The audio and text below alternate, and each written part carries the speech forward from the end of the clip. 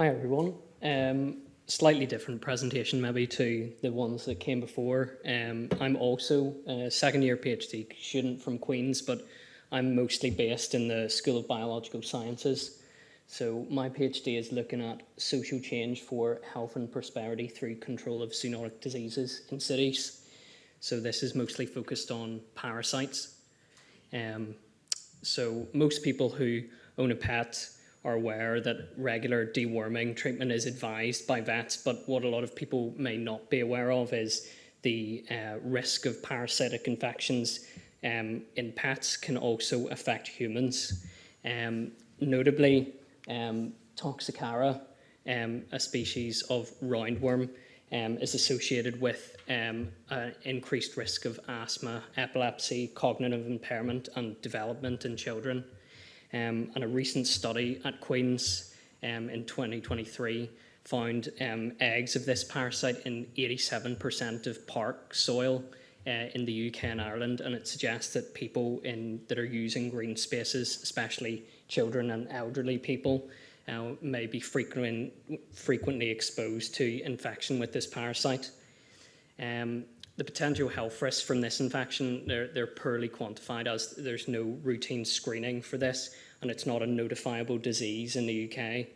And only about 10 new cases are diagnosed each year by the Centre of Infections in the UK, but that's how many are actually diagnosed and reported, so we're not sure if it's possibly more, because sometimes it can go sort of under the radar. The parasite egg supply, so that this here is an egg, and you can't really see it with the naked eye, but it's found in soil and it's transmitted through dog feces, and it is completely preventable and treatable with routine antiparasitic treatment and removal of dog fouling from public spaces, but neither of these are, as we all know, that neither of these are fully adhered to.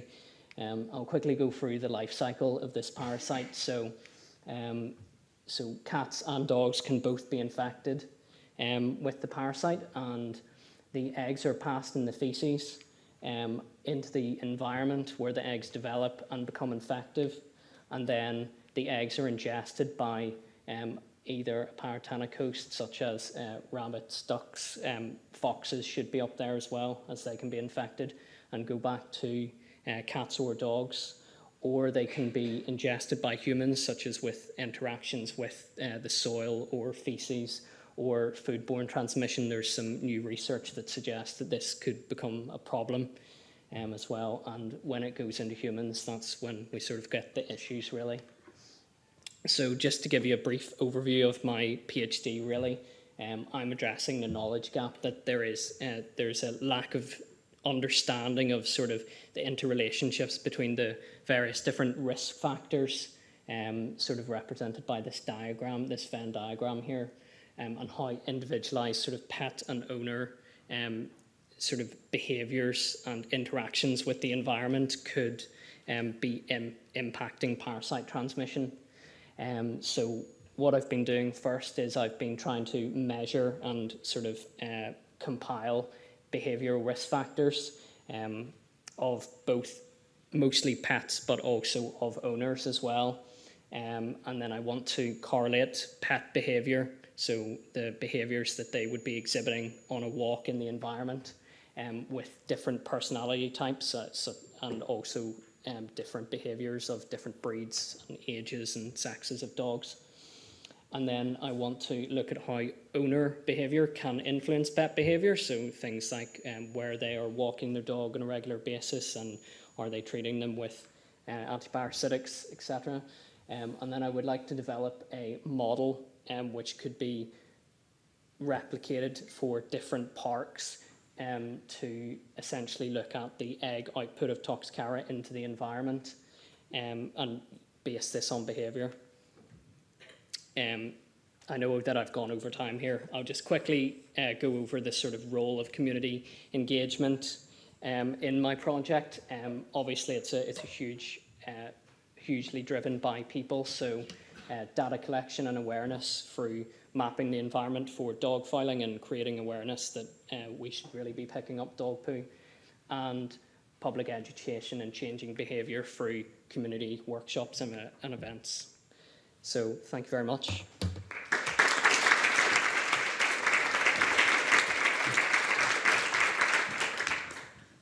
All right, thanks so much. What questions do we have for this crew?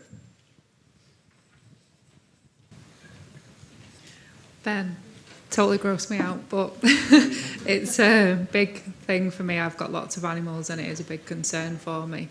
So we talk about treating the animals, but in the work that we do, we work for Canal and River Trust. We do a lot of vegetation management. We've always got, even gardening at home, always got my hands in the soil.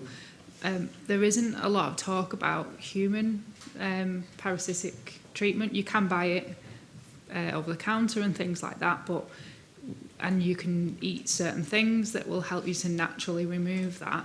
Is there not at all, like, why is there not much promotion for humans to take antiparasitics as well?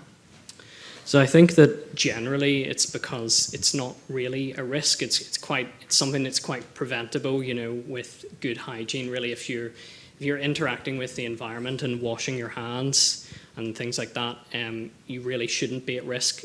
As well as with anyone that is not immunocompromised or has a sort of naive immune system, such as, you know, children or old people, you know, they will be sort of more at risk. But just generally, healthy adults or even sort of young people will not be at risk of getting infected. So it's mostly a problem with sort of children and immunocompromised people. So there isn't really the need for routine deworming of people per se. As I said before, you know, transmission and egg output into the environment could be completely prevented by routine treatment of animals, because their interactions with the environment are much less easy to regulate. But that's something that I want to look at in my project as well, is sort of the owner influence over how animals are behaving and interacting with the environment, to kind of look into that. So I hope that answers your question. Thanks. Who else has a question? All right, I'm coming your way.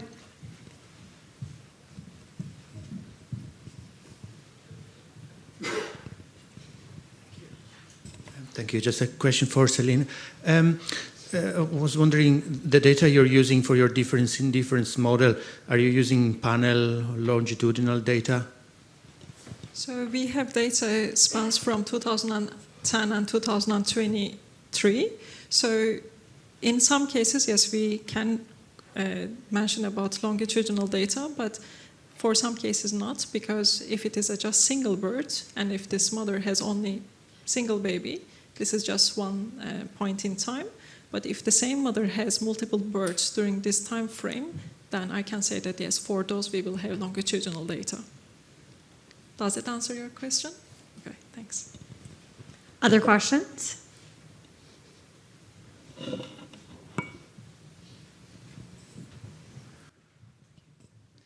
I've got a couple, one for Ben and then Hussein. Ben, I hated your presentation, but that is also a measure of how much I technically enjoyed it. It was really good. You really scared me with the parasitic eggs, correct me if I'm wrong, are present in 87% of the soil that you tested. Is that some type of sampling method? Like, is that just a projection, or was it factual? And based on that, like, are those parasitic eggs, like, what's the life cycle, or what kind of conditions do they thrive in? Do they die? And do they spread throughout the soil, or is it specifically contact with feces, the dog, fowl, that kind of thing? Yeah. I'll sort of break your question down into different parts. So yes, that is 80%. That is a real, like, data that was collected, I think, from 217 parks in the UK and Ireland. That was essentially sampling the first 150 metres from the entrance. I think it was 5 samples from each park, and then it's manually, there's a manual protocol for, like, looking through soil and to find Toxocara eggs, and they're visually ID'd under the microscope. So that is not a prediction, that is accurate. So Toxocara specifically, the life cycle, so from the egg being output in the feces, it's about anywhere sort of between 2 and 4 weeks before it becomes infective, really. And the eggs they're very resilient to environmental conditions, so they can actually survive in the environment for up to, I think it's 8 years, really. So once there is sort of eggs within the environment, they can remain there for a long time, and they're very resilient, like I said, to different temperature changes, to aridity and things like that. It's very difficult to get rid of them, really. They're quite sticky as well, so there's quite, well, I say sticky, they cling to clothing and things like that quite easily. So there's some literature that suggests that they can be found in sort of dog fur or on people's shoes. Actually, we have a master's student who's going to look at that this year. Yeah, so it's quite a sort of prevalent parasite. It's known in the literature as an omnipresent parasite, and it really is, because it's found on every continent in the world, and it's sort of always just everywhere. Thanks for making my hands sweat. Hussein, you were talking about like routinely collected data, how it can be used to inform decisions and how our population is impacted. Using data can be quite difficult, how it's collected. It's not unanimous or consistent, potentially. Are there any systems that you've seen or identified, countries or areas or businesses that do it right? And so kind of what key principles are behind good data collection and the use of that data?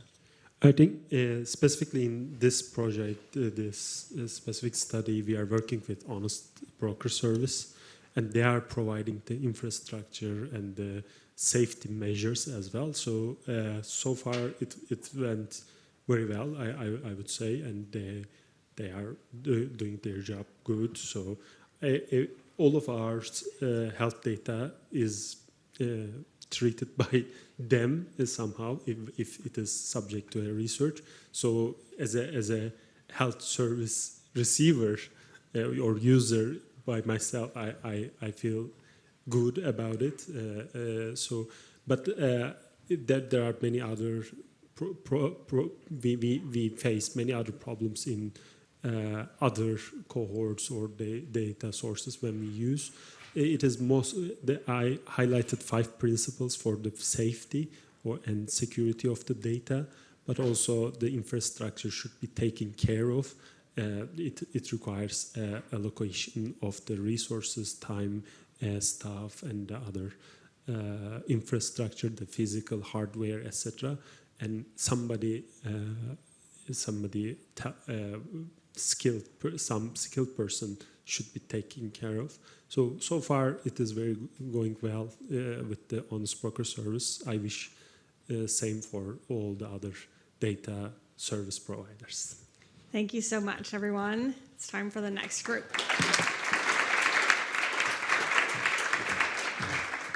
Okay, great. So we have the epigenetics team next. So we have Sophie. It's just you presenting, Sophie, today? Or Shay as well? Oh, over there.